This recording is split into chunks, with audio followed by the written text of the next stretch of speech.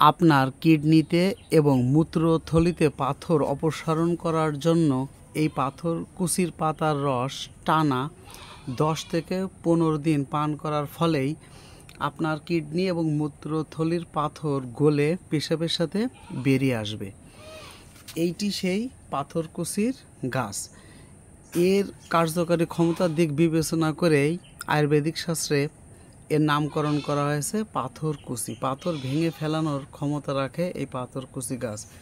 পাথরকুচি গাছটির ইংরেজিতে এই গাছটিকে ডাকা হয় আমেরিকান লাইভ প্লান্ট নামে, আর পাথরকুচি গাছের বোটানিক্যাল নাম কালাঞ্চো পিনেটা।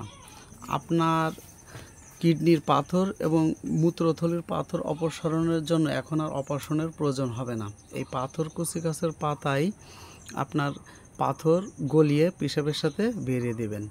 প্রকৃতির সাথে থাকুন, সুস্থ থাকুন।